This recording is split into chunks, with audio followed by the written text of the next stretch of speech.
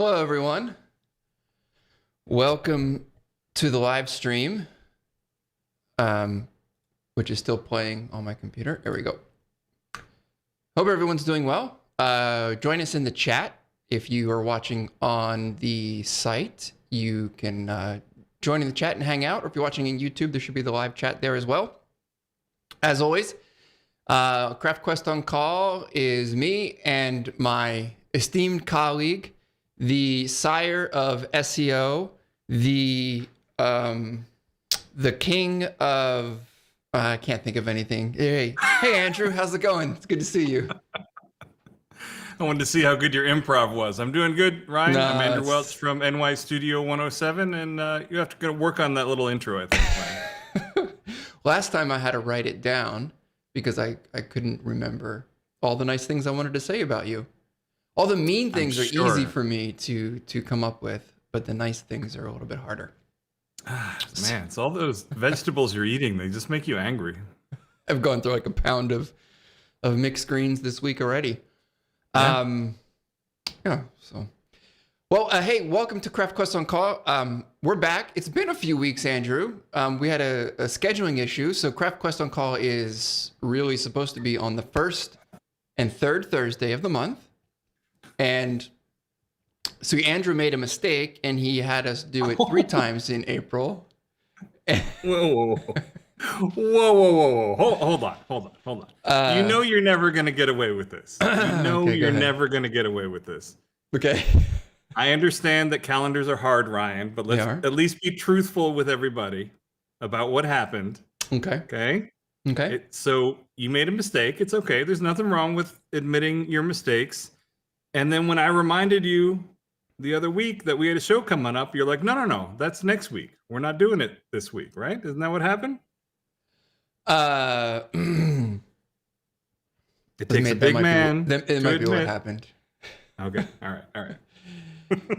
So I was still operating under the idea of for a long time we did it every other week, and then it made sense. I think it was around the beginning of the year. It made sense we would have a little bit of a break around the holidays, and then we come back and do it the first and third. And it just so happened that there were I think April was the first month maybe where there was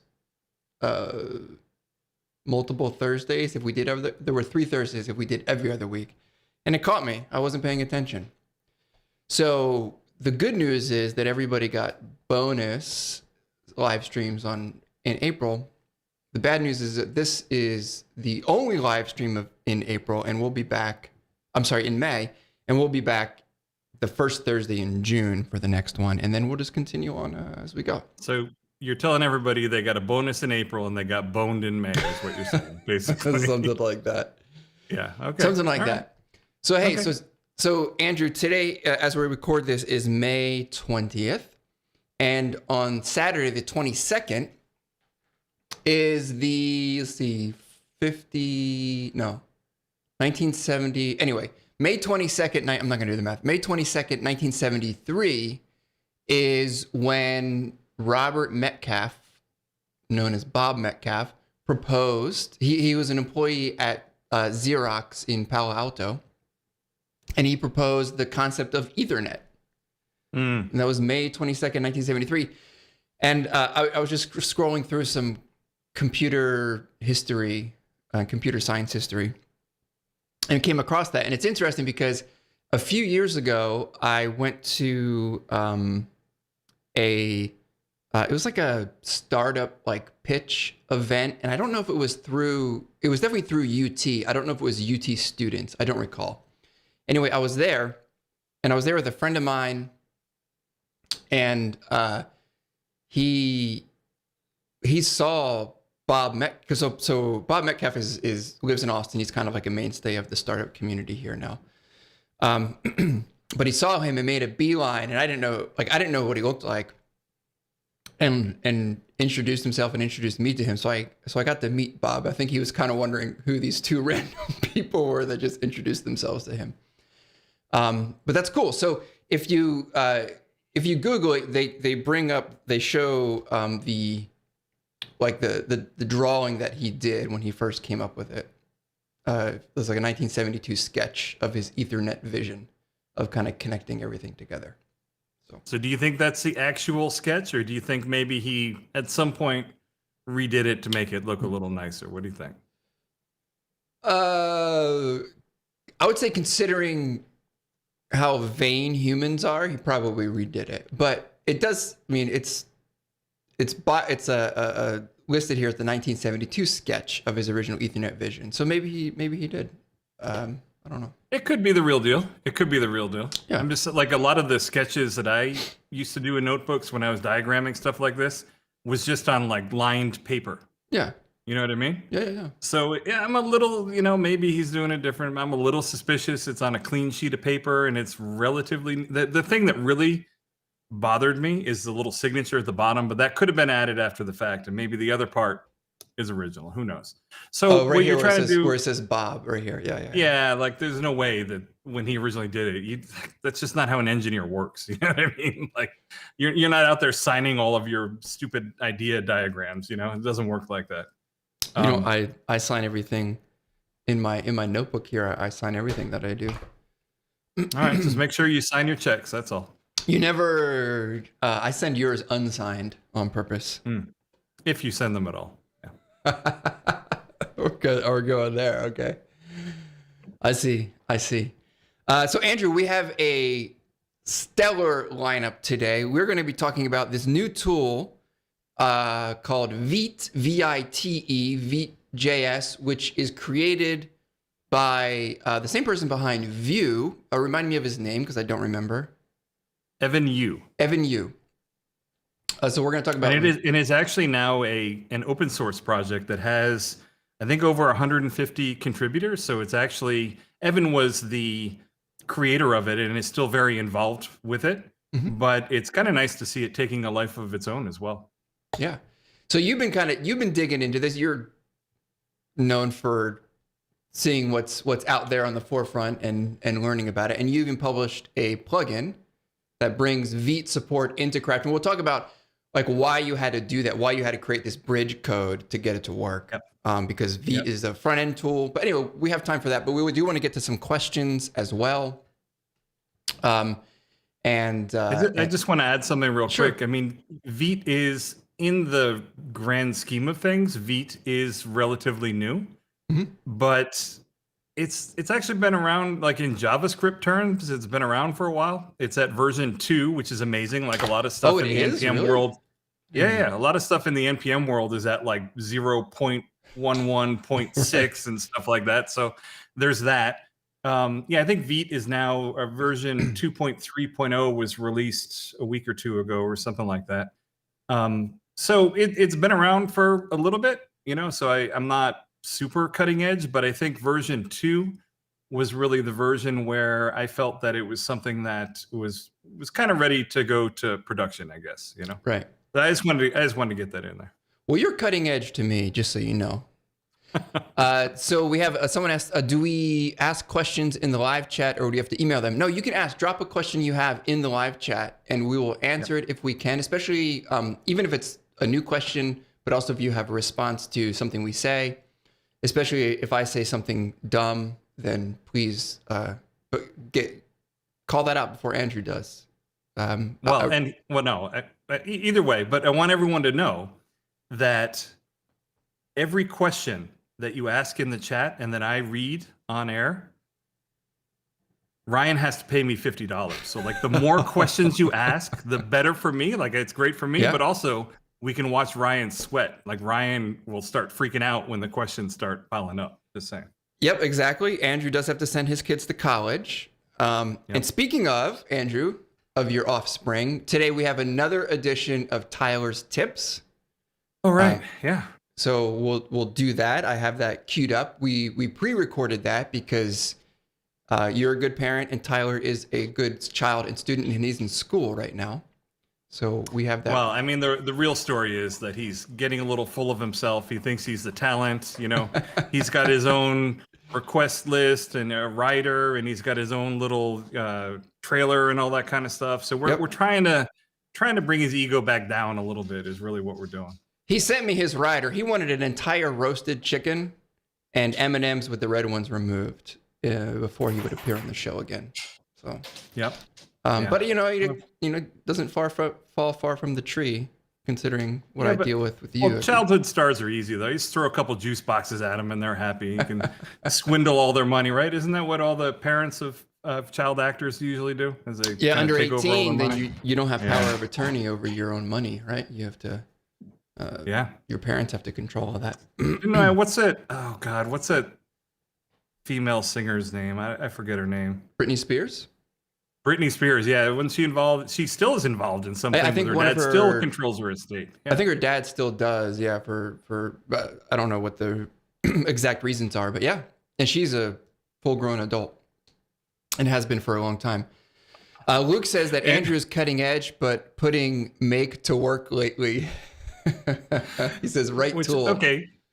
Well, make is not exactly cutting edge, which is I think kind of what he's getting at, but it doesn't matter. Like what's if it's old something is new that again. is useful. Yeah. No. Yeah. We talked about make. Was that on the last live stream when we looked at make? I can't remember. It was a couple. I think it was a couple ago. Yeah. I don't know. I really don't remember.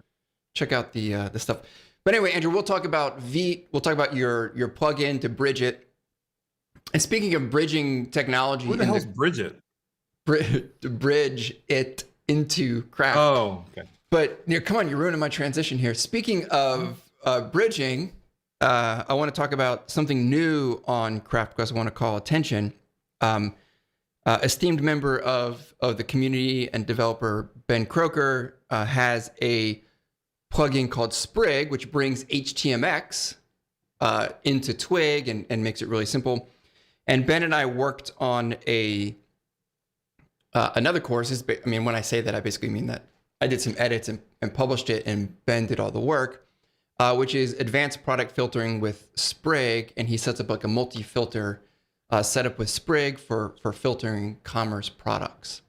So check that out on the site as well. That was new this week. You might have seen some tweets or emails about it, but I encourage you to check out Ben's work there as well. All right, Angie, do you want to get to a question? Sure. I mean, we can take Trikushian's got a question right here in chat that I'm looking at. All right, go ahead. What do we got? Question. I have a detailed question about appropriate cache clearing for assets. I have a large website with hundreds of legal documents that get updated with the same file name. So I wasn't sure exactly what he or she meant, but I'm inferring from this that what is happening is someone is uploading PDF documents and they're overwriting something of the same name. And they're worried about asset caching.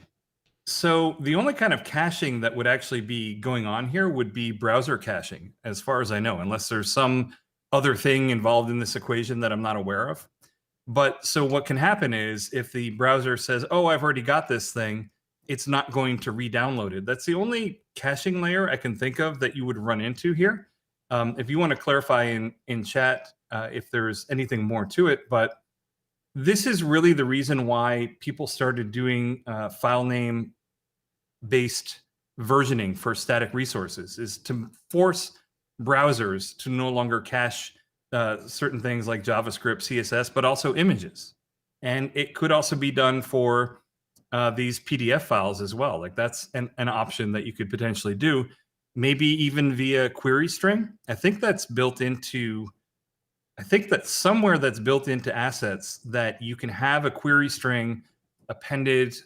I'm remembering some night when I was diving deep into the code. I think if they're on Amazon S3, I think it automatically adds a modification date to it via query string to make sure that they get cache busted. So maybe that's something you could look into if you want to just set up an S3 bucket. I am 90% sure that that is a case that causes it to do it automatically, and maybe there's a way to force it to do it. I'm not sure. But hopefully that answers the question. Ryan, what do you think about that? Trakushian says I'm a girl. Okay, well, I think you did good. I don't have anything to add. Yeah, but I think that's, this isn't going to be a layer of craft caching that's getting in the way. This is a problem that would happen no matter what you were using. If you were just FTPing the file somewhere, like you would have this kind of browser caching that's going on. Now you could set it in the headers, you could say never cache these things, but browsers may or may not respect that anyway. So that's one of the reasons why. She said, my users complain that the documents do not update when they upload them. They have to have the same file name so the external users have the links to see the legal documents. Okay, that makes sense. Yeah, like, but there are things that you can client, like you're fighting aggressive client-side issues here? Well, I actually have something that I wrote that is perfect for this, or not that I wrote, something that I implemented for a while, which is a little rewrite rule that you can do both in Apache and Nginx. And what it will do is the file name coming in can be one particular file name, but it will have the version string attached to it, but it'll always point to the original file name. I guess the problem that she's talking about is that the URLs are out there somewhere, right? So what is she going to do about that? Well, what could you do about that? I mean, yeah, because somehow what you have to do is you have to trick the client browser on their end into saying, this thing is new, I need to get a new copy of this. And the only real way that you can do that is to have the file name be different, or you can have the query string be different. So that's what I would look into doing for this. But unfortunately, it's something that is going to have to be on the client end of things, because that is where the document caching is happening. Right. Yeah. All right. Yeah, and Matt Wilcox is saying you could manually append the date modified timestamp to the URL in Twig, and that certainly could do it. There are other ways you can do it. Just visits the old URL again without, because at some point if someone uses like in their browser history that old URL without the appending the string, like the URL parameter, then they still might not get the same one. But yeah, that's if they're just revisiting the same old one. Yeah, I mean, there's no way around it that I know of, because your code never executes in that case, right? So let's say that you're loading this file and you're loading it locally. Well, the browser is just going to be like, well, do I have this? Okay, I'll just return it. So it never calls your server. It never does anything. You're never involved in the loop, and there's just nothing you can do about it. Right. All right. Thank you for the question, and hopefully that was at least a little bit helpful. The next one, Andrew, is from Jay. And Jay says, is there a performance difference between calling a macro using import versus from? And I'm trying to pull up his full question. He says, I was wondering if there's a performance difference between calling a macro using import versus from. For example, I have a macros file that includes a bunch of macros I use, right? Pretty typical setup. And when I need a macro on a template, I often only need just one or a few. So would it be more performant to use from, all my macros.twig, import one macro, or import all my macros as, all my macros? So is it better to be selective about it, or just to import them and just use the one that you need? Is there really any performance overhead that you're going to be having there? Any thoughts on that? I think it's going to be nominal, because the way it works is that, and we did a live stream on this a while ago. So the way it works with Twig is that it compiles your Twig templates down to PHP. So the only additional overhead that could potentially be involved here is when it does that compilation, where it's just taking but it's really just taking a bunch of stuff and inserting it over in the other document. You know what I mean? So I don't think it's going to add much at all. And those functions could be in there, but if they're never called, like macros are basically functions, if they're never called, they're not doing anything but taking up a very, very nominal amount of disk space. I would be shocked beyond belief if you could even measure the difference between any of these things with a profiling tool. I would be really shocked. And unless you had some obscene macro file that was just obnoxious, but I think that someone would probably be hard pressed. If you did, then you have the other issue would be you probably need to pull some of that functionality out into like a module or something like that, rather than. Yeah, that's the other thing. When you start getting to the point where you've got just pages and pages of macros, I don't know. Yeah. No, It I'm can with get a you. little hairy. But Yep. I can't imagine you're going to have any kind of a performance difference there that, you know what I mean? Like in terms of micro optimizations, this is the microest. All right. Good deal. Thank you, Jay, for the question. We'll move on to another one before we jump into Tyler's tip for the week. So this one, Andrew, is from Anonymous, and it says, "Hi, can you talk about how to automate database sync across different environments?" And I know we've talked about this before, but I feel like that we get asked this a lot, and I don't want to not answer it because there might be some people that want to know about this. So Andrew, you have a tool that does this, but the idea here is syncing. I assume it's always like down from production down. I can't think of a situation where you would be pushing a database from local into production. Can you? Well, some people do it or want to do it because I have definitely heard that. So I wrote scripts that make this a little bit easier. So first, I want to nitpick about they're saying automate. I would not want to automate this. I would not want it to happen automatically. I would want to make it very easy to do. So that's what my scripts allow you to do, the craft scripts. Basically, you set them up once and then you just run the command and it pulls the database down from production. As you stated, I would really recommend that you set up a flow where changes come down from your production or your staging environment to your local dev. I have found, and it probably depends on the project that you're working on, but I have found that I don't need my local development environment to be 100% up to date with most production sites. I need enough seeded content that stuff is going to work, but it doesn't matter that I don't have the latest blog or the latest whatever for my development purposes, unless there's specifically something new that I need. So I guess that's the other thing is, be objective about, well, how up to date does the database really need to be in order for you to do what you need to do when you're developing stuff? And, it probably, usually what I would do when I sit down to work is I'll pull the database down and then I'll spend the day working on it. And that's more than fine, and I just run the script to pull the database down and away we go. And that's if you go to github.com/nystudio107/craft-scripts, you can see there are shell scripts there that work on Mac, Windows, Linux, and you just set them up and away you go. Yeah, I was just pulling that up so people can see. There we are. So check out this if you haven't already. It's just a series of shell scripts. Have you made these? Are they still Bash only? They're still Bash only. And actually, no, I originally wrote them in a very generic POSIX kind of way, where they would work with the SH shell.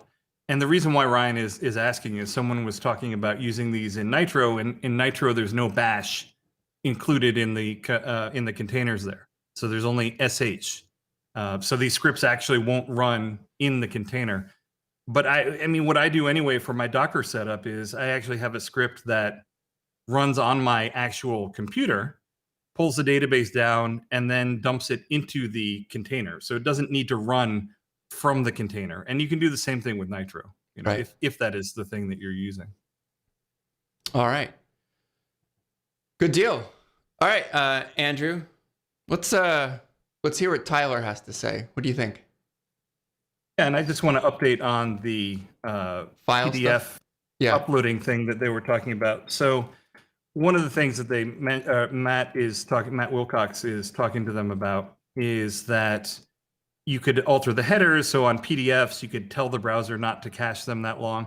And yeah, that's something that you can definitely do. I think I mentioned it. The only thing I would caution you there is, as I mentioned, browsers don't always respect this stuff. They really don't. And I'm going to put in chat a link to some Nginx configs that I have that show you how to set those expirations. The only thing I would tell you is it's up to the browser whether it's going to actually respect what you put in here or not. So you can try it and you can see if that will be a solution for your clients. But be prepared that you might still get complaints depending on what browsers they're using. Right. All right. So without further ado, let's go into our edition of Tyler's Tips. Hi, I'm Tyler from Tyler's Tips. I'll show you how to put tabs you want to read later in the reading list in Google Chrome. All right. So I'm going to follow along with you then. Are you going to walk me through it? Yeah. All right. So here we go. I have Google Chrome open. What do I need to do? Go to Chrome://flags. All right. Let's see. Chrome : //flags. Okay. Oh, it says warning, experimental features ahead. All right. And write reading list. Just type it in here. Yeah. Reading list. Okay. So let's see. Click on default. Okay. Enable. Enabled. So reading list, it says click on the bookmark icon or right click on a tab. Okay, to add it to the reading list. All right. And what's next? Relaunch Chrome. Relaunch down on the here. bottom. Okay, I gotta relaunch Chrome. All right. Whoa. All right. We're back. Mm-hmm. If you make a new tab, Okay. you'll see the new reading list button. I will see a reading list button. Let me move this thing out of the way. Oh, right here. Right. Yeah. Maybe someone wrote an article, Ryan, that you Yeah, haven't read yet that you need to read later. Maybe on nystudio107.com? Yeah, or CraftQuest. Here. No. Okay, so Never here's an you. article. So how do I save it then to my reading list? So you click the bookmark icon, and whenever you make a new tab or you're searching on something, this bookmark bar will stay there. So yeah. So I click this. Oh, so I have this Add to reading. option now. Add to reading list. And you can still do the Command D to open to bookmark. All right, so we'll add one here. We'll humor your dad to make sure that he has articles in here too. That's right. Make me feel part of this. Thank you, Ryan. Is it Yeah. blog? Yeah. So this is here. This is Blog. good for this live stream. We're gonna be talking about Vite. All right, Yep. so Command D. No, it just bookmark it. So remove that. Go to the icon. Yeah, you had to do it. Okay. Add to reading list. All right, so I see I have this reading list. I would click on this. Oh, now I have both of them. So this is cool because this means a lot of people use other reading, like read later services and stuff, but you don't need this. Do you know if this syncs between? Yes, it Computers? stays from Ah. devices, and if you're on iOS, Uh-huh. you can go and see it. Okay, I'm So- gonna hang on. I have my laptop here, Tyler. I'm gonna fire this up. I don't have this. I can't screen share it. But let's see. So while Ryan is doing this, Tyler, why might you want to use a reading list? Because if you have like a bunch of tabs, like some people do, Mm-hmm. like me, you can go to the reading list and you can bookmark it so you can read it later, and you can make it so if it's unread or read, and you can delete it from the list. So instead of having a million tabs, I have a reading list and I can just mark it as read when I'm done with it? And you have to be over from 89 and above to use this, I think.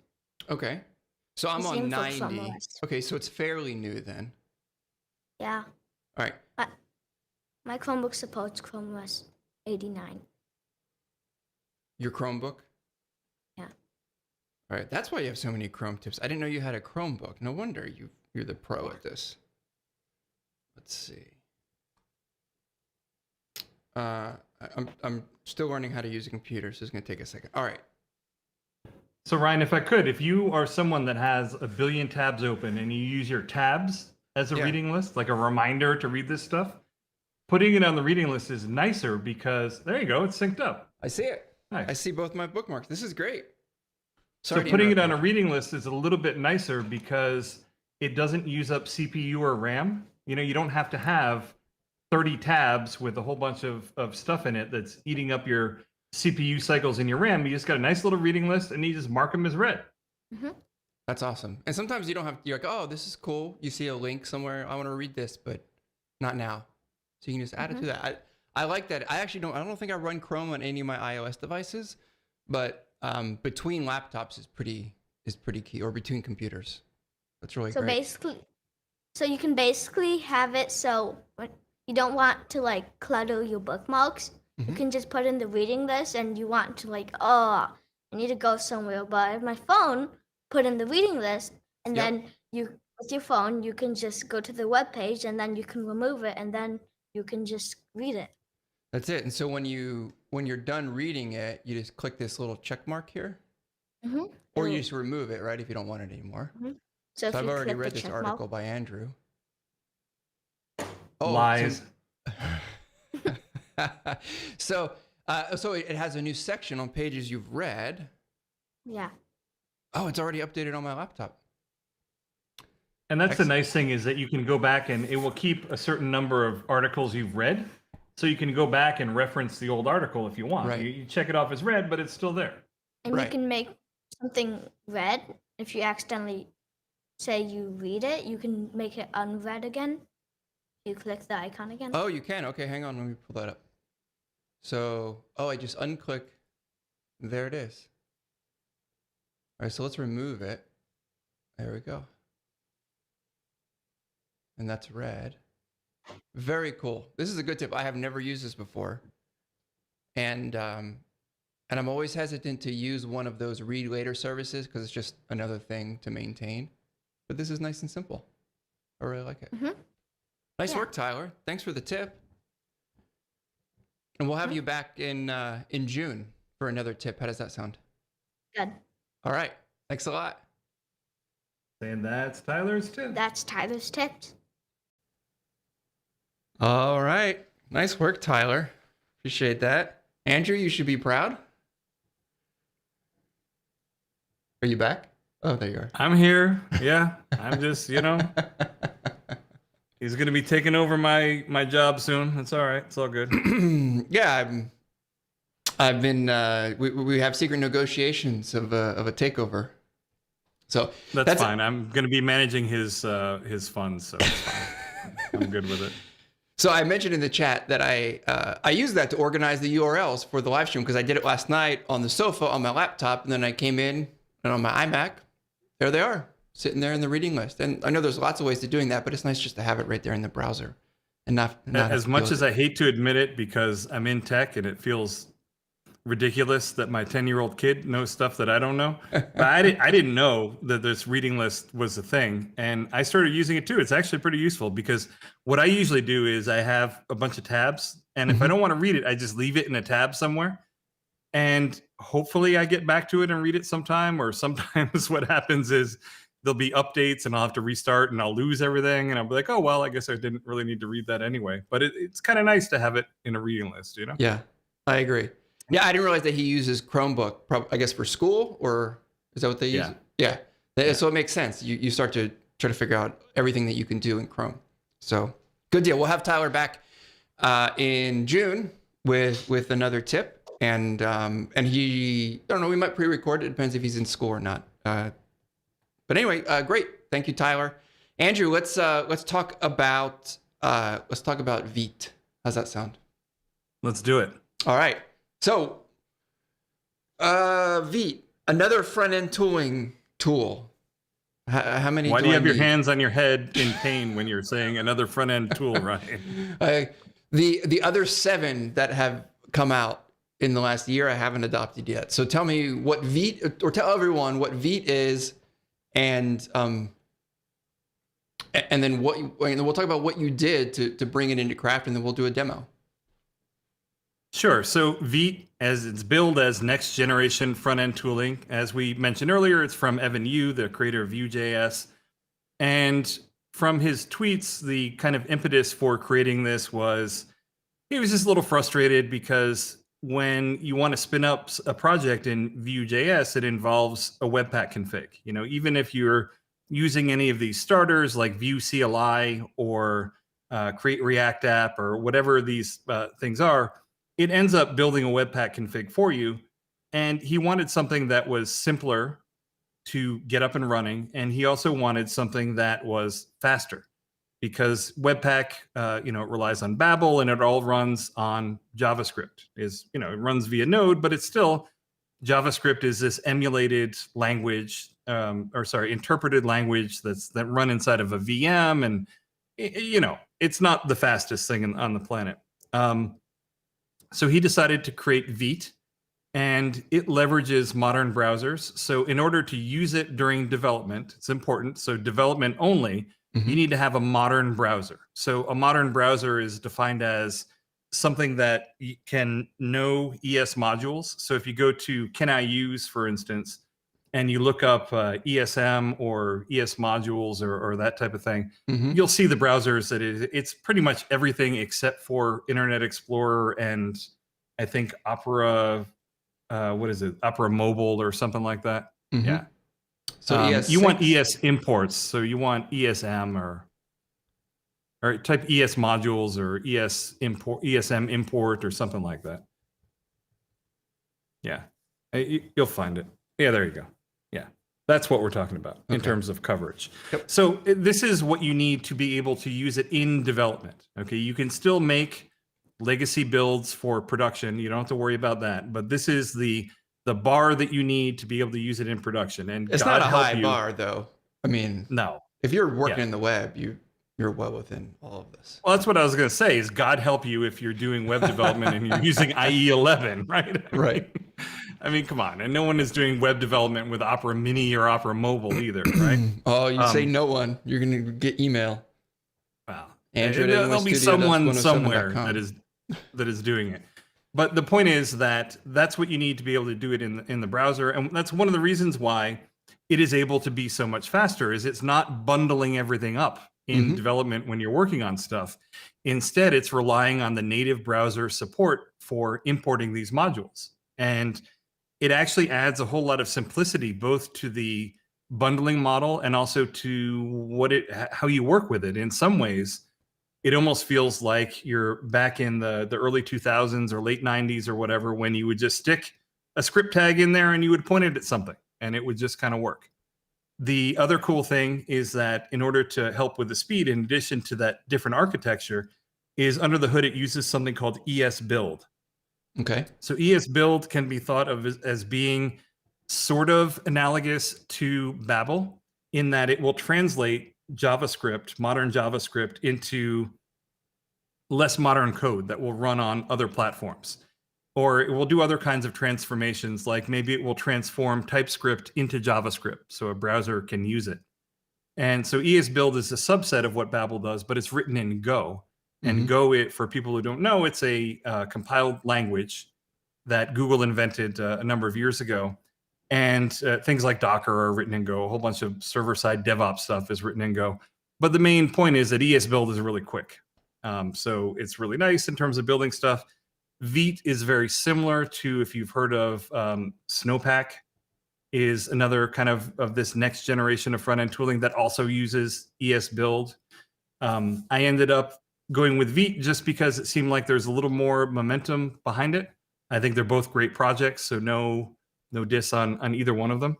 And I mean, that's what it is. So Vite is something that you can replace your Webpack front-end asset build with. You can replace your mix build with, your Gulp workflow, that type of thing. And the real benefits are going to... Go ahead. I was going to say, if someone hasn't yet added a Webpack workflow, would Vite just be a good place to start instead of going into Webpack? I mean, like anything, it depends. So I'm not going to answer that 100%. But for a lot of the front-end projects that people are doing with Craft, for instance, for sure. Yeah. And the real nice thing that you're going to get out of using this is that you're going to get really, really quick hot module replacement when you're editing JavaScript, CSS, and even with the aid of my plugin Twig and stuff like that. So that's a really nice developer experience, right? Where you can have the code on one side, the browser on the other, and your hands never touch the browser, right? You can just write code and the browser is just sort of displaying the result and you don't have to touch anything, which is beautiful. Yeah.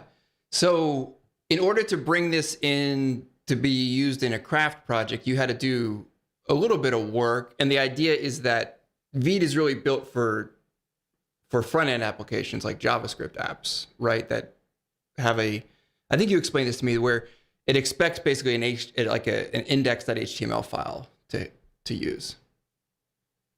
Yeah. So if you're coming from the traditional web development background where you write HTML first and then you write CSS and maybe you add JavaScript to it, the JavaScript world kind of turns it on its head in that HTML and CSS are often produced as a side effect of writing the JavaScript, right? So JavaScript is really the center of the universe.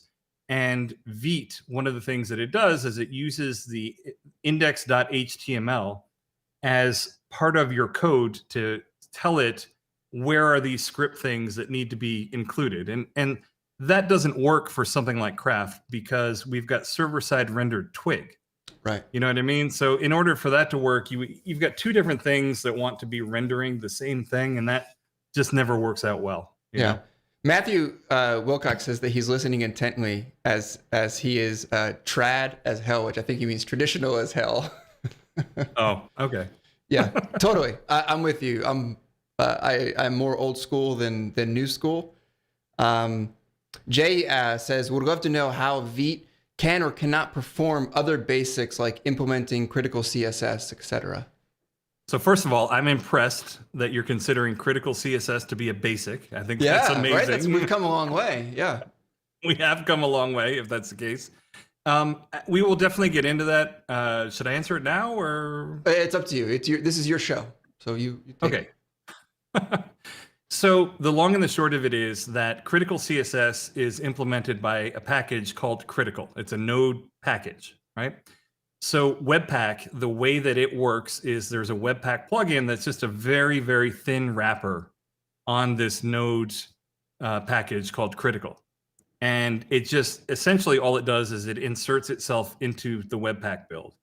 There is no reason why you can't just, as part of your build process, call the critical stuff directly. You know, pass it in an array of stuff, call it, tell it to do it, and away you go. So that's one way that you can do it with Vite now. Mm-hmm. You could do that with anything now. You can do it with Gulp. You can do it with absolutely anything. I mean, before I started using Webpack, I used a Gulp workflow where I did exactly that. Yep. I used the critical package and I had Gulp send in the stuff that needed to be processed and away you go. So that is a way you can do it. The other way that you can do it is, and this is the way that I might do it, is Vite uses this thing called rollup to do the production builds. And that is something that it will be able to generate the optimized bundle with tree shaking and with code splitting and all those fun modern things.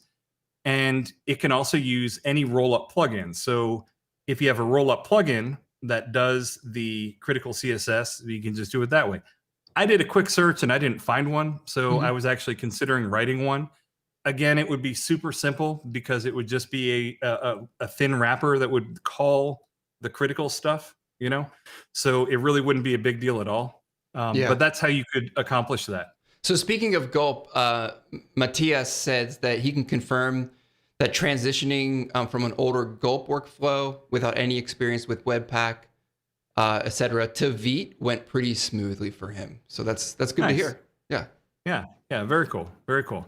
Yeah, I mean, the one way you can think about it is you can think about Vite as sort of being two-headed in a way. Mm-hmm. So Vite itself handles everything while you're in development, while you get the hot module replacement, the module loading, all that kind of fun stuff. And then the production build is the second head of it, where that's handled by Rollup, that it does the production build and it does the hash versioning and generates the manifest and does all that kind of fun stuff. But I feel like we're kind of getting the cart ahead of the horse here, Ryan, a little bit, because we haven't shown. You want to show them what it does? Anything? Okay. Yeah. All right. So Yeah. we're doing this all. We have our a boilerplate. Or is this the boilerplate craft project, right? That you have that I'm running, and this is in the Vite branch that you have, and Yep. anybody can access this. It is GitHub caps. Well, the easiest way is we can link people to the article that I wrote, because there's a whole section in there Perfect. on how to get to it. And the reason I mentioned that is that this Vite boilerplate is in a branch that is on my regular boilerplate. So Yeah. well, so we'll link to it. We'll Yeah. link to it here. I'll drop it in the chat for everyone as well. Yeah. But if you wanted to follow along, if you wanted to pull this down and build it, it's quite nice. So anyway, what would you like me to start here? What would you like me to do? You drive. I'll just do what All you right. tell me. So we've got this project up and running. So you wrote make dev somewhere, right? And is that big enough? Is anyone actually able to read that? I can make it bigger, but I need to run it here. I don't think I have it running. I don't think I have Docker running yet. All right. Do Docker container ls and let's see if anything is running. All right, you've been good. All right, now to type make dev is all you got to take. Oh, that's it. That's all you got to take. I've been remember good. we I did know what this you whole mean. thing I'm on not make. gonna say- We did this whole thing on make, right? Yeah. So let's do it. Yeah. Let's use some make files, man. Yeah, might as well get it up and running. So what we're doing is we're spinning up the Docker containers that have my craft, NY Studio 107/craft boilerplate. And what I did is I swapped out the Webpack 4 build chain for a Vite build chain that we're using now, right? And I would, Ryan, if you can, I would make your code bigger on the right too. Okay. I can do that.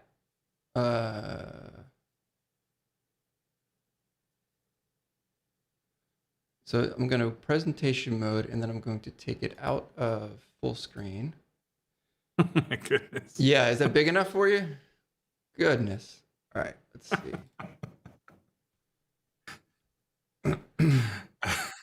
There we go. As someone that records a lot of screencasts, I wish PHP Storm was better with presentation mode. Yeah, I mean, that's why I did my setup, right? My little screen sharing monitor setup. Yes, I know. Yeah. All right. So we got this up and running. It looks like on the left, it's just did the Composer install. Looks like everything is ready. Ready to So handle let's open a browser. Yep, let's open a browser and let's verify. And we're going to want the browser side by side with the code. So we don't really care about All right. the Docker messages. And So we're gonna go to localhost :8000. Yeah. 8,000. Yep. There we are. Do we get the Andrew Welch confetti? We do. Oh, All I right, made so it show the circles. developer tools. I made it circles yesterday, I think. That's fine. Yep. Show the developer tools in the browser, Ryan. Yep. Let me dock those real quick. There we go. And we want the console. All right. Got an error. Yeah, and you can see, Oh, add. Okay, block. Anyway, go ahead. yeah, that's something. I don't know what that is, but that's unrelated to what Yep. we got going on here. Yeah, So I that's can see a Vite favicon. connecting, Vite connected. Yeah, yeah. So that's our, and you can make that a little smaller. They don't need to like show just the console. We don't need to see, the requests and all that stuff. Or actually, we will need those later. Anyway, so what I want to show is how we can use this with hot module replacement. Well, first of all, let's look at what this looks like in the actual project, right? Okay. Whoops. So what we're Go ahead. Sorry. So what we're gonna do is, I believe it's in one of the layout files. So if you go to templates, layouts, and I think it's generic HTML, maybe generic page, maybe, I don't know. Search on Vite, see if it's in there. I forget. Mhm. No? Okay, then it's going to be in one of the base layouts. So go to templates, boilerplate layouts, and I think it's like generic HTML page or something like that. This is my generic Twig layout stuff, and it should be in there. There it is. Yeah. All right. Okay. So this is what it looks like in your actual Twig code. So this is my plugin is providing this variable, Mhm. and it's called the variable because it hangs off of the craft variable. So it's craft.vite.script, right? Mm-hmm. And then we're just passing in the URL to a TypeScript file in this case, right? So this is directly analogous to if you did a script tag and then you did source equals and then you just passed in the URL to it, right? And what ends up happening is, actually, you know what? Let's look at what ends up happening. So let's inspect the source code that we have over on the left. And I want you to find the script tag. So you can just search on app.ts and that will find the script tag.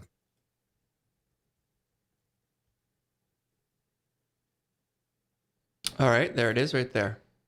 Yeah. So let's make this a tad bigger so people can see it. But you can see what it's doing is it's generating a script tag. And what my plugin is doing for you under the hood. Sorry, hang on. Everything got big. I'm new to computers. Yeah, I know. Yeah. It's okay. There you go. There you go.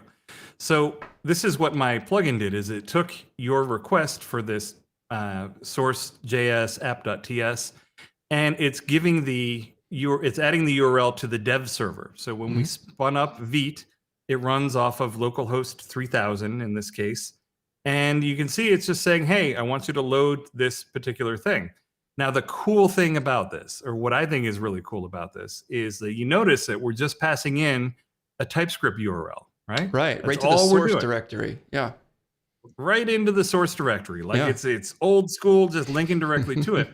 Because Vite has this dev server that's running, it will do the dynamic compilation from TypeScript to JavaScript in browser, like just as it's requested, which is really cool. And it will do the same thing with Vue components. It will do it with React components. It will do it with JSX, all of these things. So it's a not zero config, but very little config setup.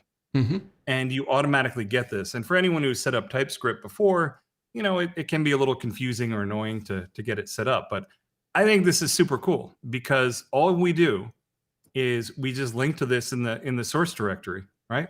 So these are just files that are sitting there, and you can think of, in fact, the root of the Vite directory. You can think of it as its own little web server, and you just reference files relative to the root of that Vite web server, and everything just works, you know.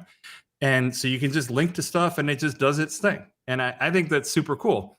It also the one adjustment that you're going to have to make is that any CSS that you want processed, you have to include it via your JavaScript. Okay, there's no, and that's how the CSS is actually getting dynamically imported. So let's go to our source.js app.ts and let's just take a look at that TypeScript file. And I don't want anyone who's watching this to get freaked out that it's using TypeScript. Vite works just as well with JavaScript. Okay, there's no reason you can't use JavaScript if that's what you want to use, right? And we did a live stream where we covered TypeScript, and so check that out. It's not that scary.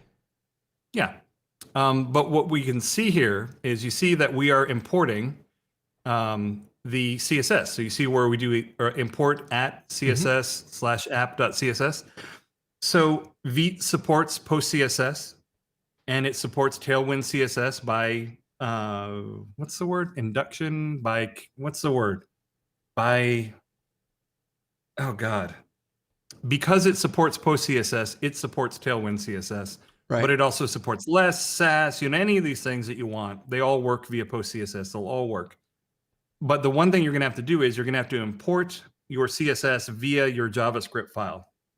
And the reason you have to do that is twofold. So one, just again, this is the JavaScript-centric world that we're living in now, right? And we have to kind of get used to our benevolent overlords to some extent, if we want to leverage their tooling anyway. The other is, if we want the hot module replacement to work with CSS, there has to be some kind of a JavaScript wrapper around it that notices that there's been a change and reinserts it into the DOM. So that's why we need this. So the cool thing about this is now we can go to CSS app.pcss or whatever it is. Okay. App.pcss. Okay. Yep.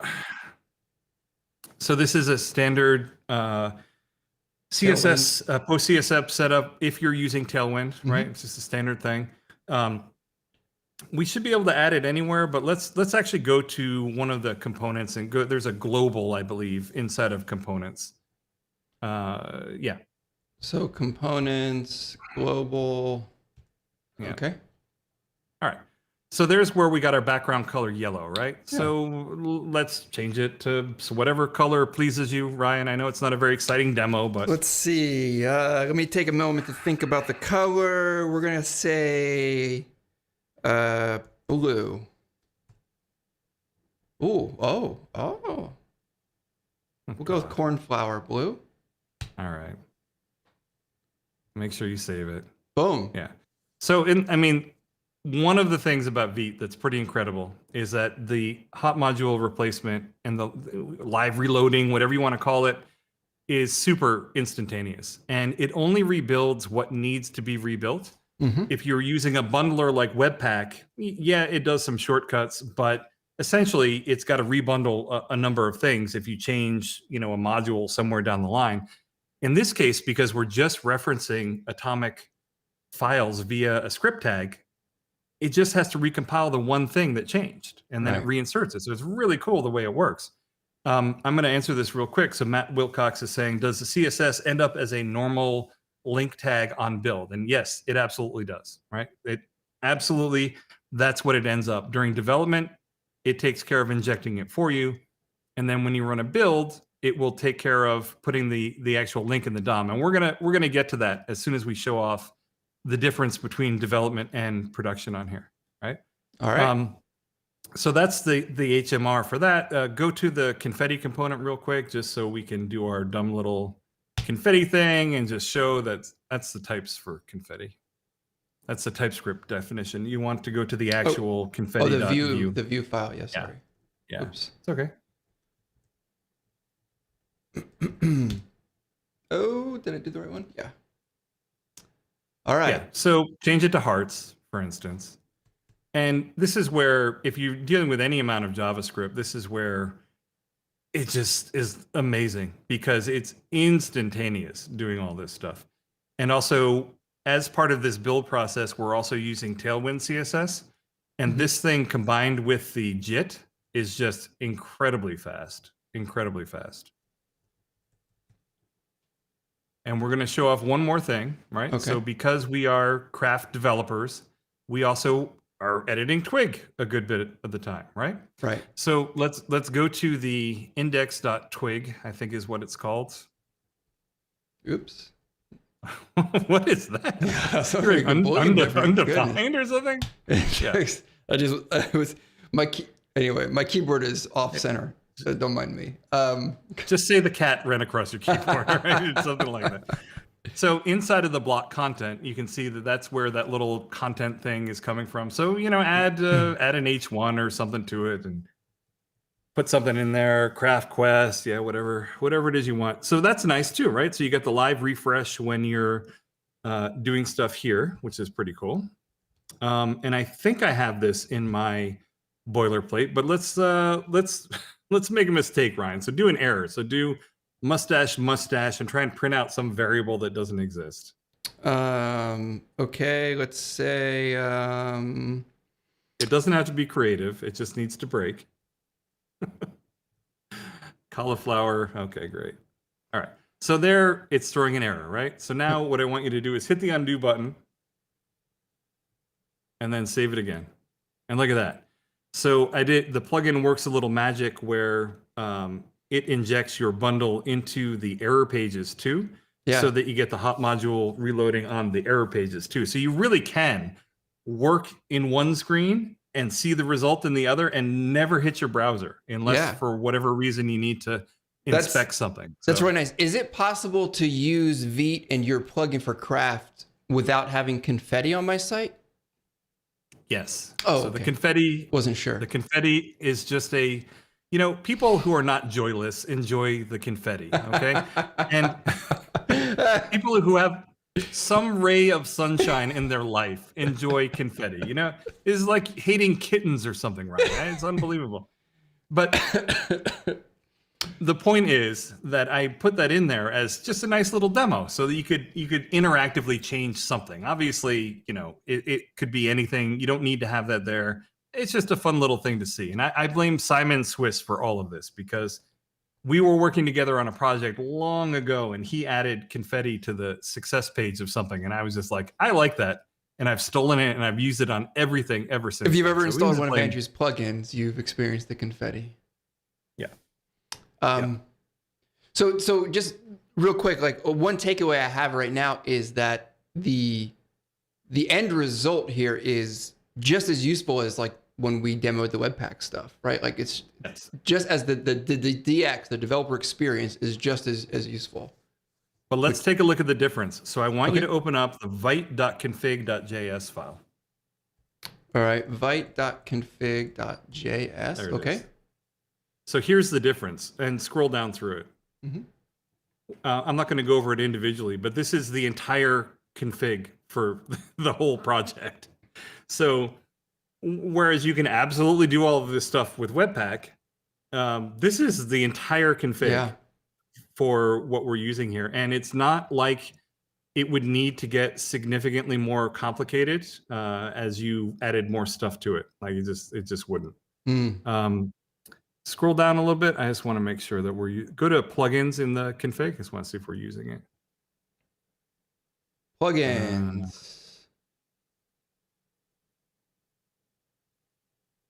What are you looking for? Okay. It looks like I didn't put it in there. All right. So this is perfect though. This is perfect because I get to demo my screen. Yeah. You going to change it yourself? I'm going to, there's just something I wanted to show that apparently I didn't put into that config, and I just wanted to check something. Let me just check. I think I need to make you your full screen. Yep. All right. So here, what we're going to do is I'm going to switch over. This is me, and I've got my nice little split screen thing going on here, and my head's on the code, so that's probably bad. So let's put it somewhere. That's better, right? Yeah. Let me remove your. Here, I'll put it in upper left. That's fine. That should be all right. So here's what I wanted to show is we looked at what it does in production, right? So this is what it looks like when it's in production, and we can see so pursuant to Matt's question earlier about what happens in production. Or, how does the CSS tag get inserted in there? So we're going to take a look at that. So this is it running in development mode, but let's be mean over here, and we'll do Docker compose stop Vite. So we're going to kill the Vite server. Okay. Vite server is now dead. Long live the Vite server. And maybe I didn't do it.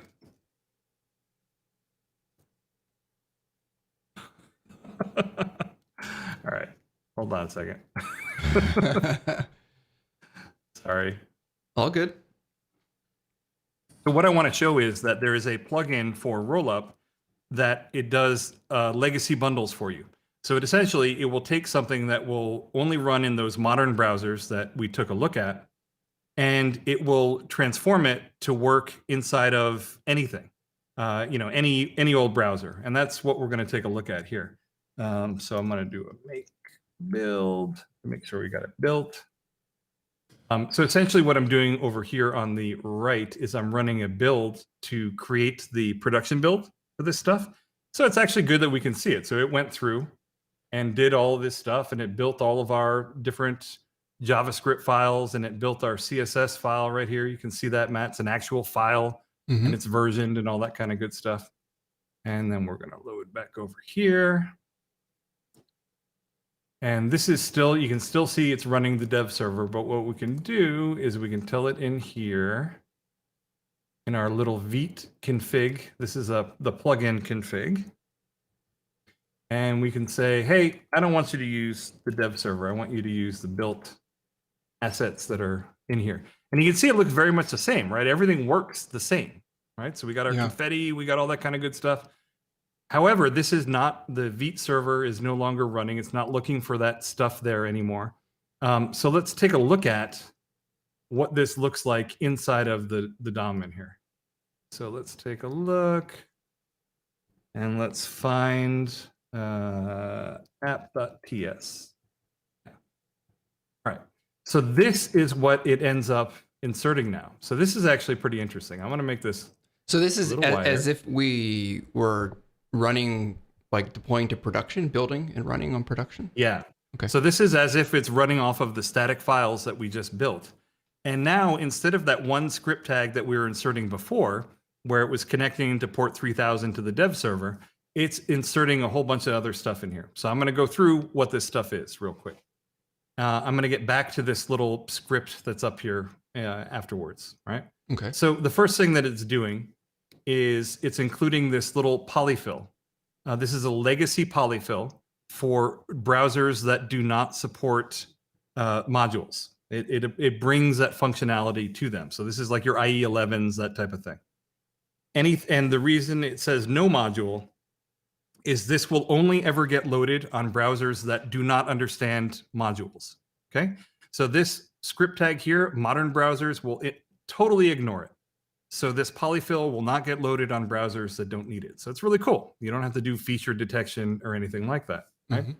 So then here is this is analogous to our script tag that we had before, where this is our app.ts, but it has been transpiled into a hash versioned JavaScript file, right? So it's just loading this from the dist directory, which is where we built it.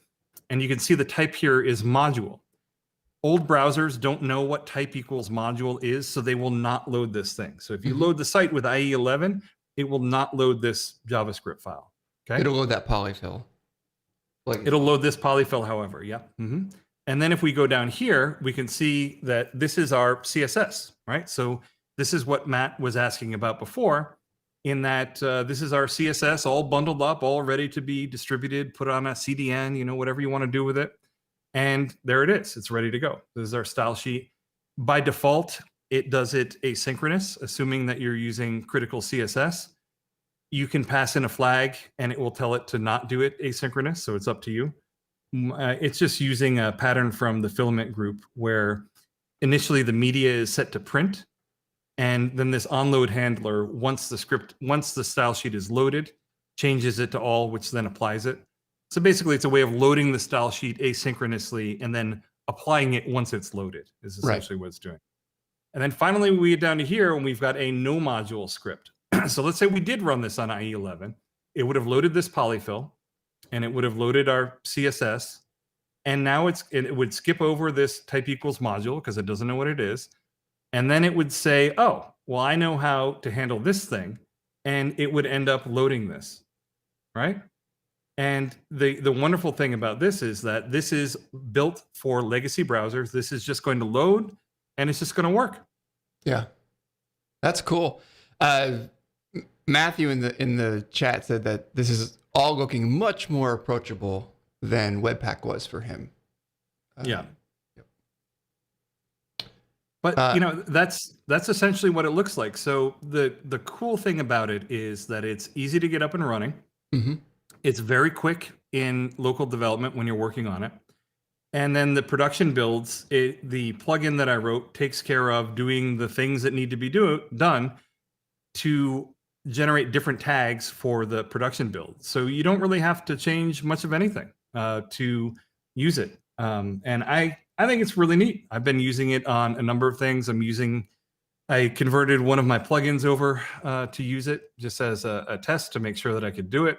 And I think it's very viable. The unsolved things really are the critical CSS that we touched on earlier. But again, you can just call that directly via an NPM script that essentially just says, hey, generate this stuff. and very likely I'll be writing a rollup plugin that will do it. But really, all the rollup plugin will do is make it so that there's one build process, right? There's no reason why it has to be done right inside of in rollup. Right. And Jay Lee says it'd be great to get this going for Nitro-based setups that use specific host names. Sure, you can do whatever you want. So Jay, the plugin lets you, and the plugin and the config lets you configure it however you want. I don't use Nitro, so I did not set this up to use Nitro. I use a Docker-based setup, but there's no reason why you couldn't use this with Nitro. It certainly would work. Excellent. Yeah, Matthew said that Nitro setup is vital for him. But I think this should just work with that. So that's good. Let me switch us back. Well, there are a couple of things that you just have to know about. So Nitro does some weird internal naming for its stuff. Mm-hmm. So if you want it to automatically fall back on the built assets if the dev server isn't running, you need to sort that out. There's a setting called dev server internal that goes hand in hand with check dev server. Okay. It's not essential. You don't need it to use it. But you certainly should be able to get this up and running inside of anything. Like there's no reason why it shouldn't work in Nitro. It shouldn't work in Homestead. Actually, I know some people that have set up in Homestead. I know some people that have gotten it working with a local Valet setup, Laravel Valet. Yeah, Matthias so I'm just sure said that he has gotten it running with Valet and modified the desired host names in the Vite the config file. Yeah, and that's something that I, as the plugin developer, and Vite as the tooling developer, there's no way we can just make that automatic for you, because it depends on your local dev setup and how, what the host names are, what the ports are, and all that kind of fun stuff. You can actually even use this Vite build chain that I have in a Docker container, even if your local dev isn't Docker, right? So there's no reason why you couldn't just use this build chain, spin it up in a Docker container, and then using Laravel Mix, tell it to connect to the Docker container to use it. If you wanted to, it's up to you. Yep. Very cool. So I'm gonna publicly commit to getting CraftQuest up and running on this. Yeah. Nice. Yeah. Cool. So don't maybe hide your phone. A bunch of people that are talking about the Nitro specific things here. Again, I'm not an expert on Nitro. I don't use it, so I don't really know exactly what it should be, but it shouldn't be a big deal. I mean, once you get the right host names and ports and get all that stuff worked out, it should work anywhere, Yep. And if you do have Nitro specific questions, you can drop into the Nitro channel on Discord and ask, because they are trying to make sure that Nitro is working and compatible with all of the different build tools. So yeah, they're going to have a tough time with that, because they currently are combining Node with the PHP image in Docker. Okay. So you're bound, and that's the thing. So Vite requires Node 14 or later in order to work. And so assuming that they are using Node 14 or later, then you could run Vite inside of your project container. Got it. If for some reason they're not using Node 14, and this is where they're going to run into issues, is they marrying the Node version to the Nginx and the PHP container is a little bit dicey. I think even if that is the case, you can still use it. You can run the Vite build chain in its own Docker container, right? And then you can just have your Nitro setup talk to that for the build. Like, there's no reason you can't do that. Yep. That would definitely work. So if you want to check out Andrew's Vite plugin, it's on the plugin store, so you can check that out. And there's some documentation. I assume that Andrew, free, by the way, free. This is a free plugin. Okay. And he does walk through like the configuration, but definitely bring up the get familiar with Vite as a tool as well before you do that. But I'm gonna give it a shot. I'm gonna block out a week so I can do it. I can't imagine it's gonna take a week. I mean, honestly, I think I'm talking about my own intellectual ability to pull this off. Yeah. I think the biggest amount of time you're going to have is wrestling Nitro to get it to work with this. And I just don't know the details. Apparently, Sam Hernandez put something in the chat in Discord about what you need to do to get it set up. And I will happily put that in the documentation, assuming that he's got it in there. Cool. But actually using the thing itself, I don't think you're going to have, it shouldn't be that much time. All right. Great. Well, this is cool. Thank you for making the plugin. I know it was a labor of love and just your own interest in getting that to work. So I think that's It's a labor of something. working with me, Andrew, is a labor of love. It's a labor of something too. All right, we're gonna wrap it up. Any parting thoughts, Andrew, before we go for this time? No, that's it. Just All Vite right. is neat. Give it a shot. Vite is neat. Make it. I'm not gonna try to be clever. All right. Well, thanks everyone for tuning in. As always, Andrew, thank you for joining me and being part of the live stream and for bringing the fascinating stuff with Vite. We are live the first and third Thursday of the month. Promise, pinky promise. Not 3 times a month. So the next time that we will be back is on 2 weeks from today. If you're watching this live on June 3rd, is our next. We'll live be stream. back according to Ryan's schedule. We'll be back at the summer equinox as long as there's not a full moon or something like that. Yeah, who knows? First and third Thursday sounds so simple until I have to deal with that. Anyway, appreciate everyone tuning in and watching this episode. If you're watching it live, it will be posted likely early next week to craftquest.io. Check that out. Sign up for a free account. If you're a subscriber, thank you. If you're not, check it out. And we'll see you all next time on the live stream. Take care. Thanks, everybody. Bye-bye. Bye.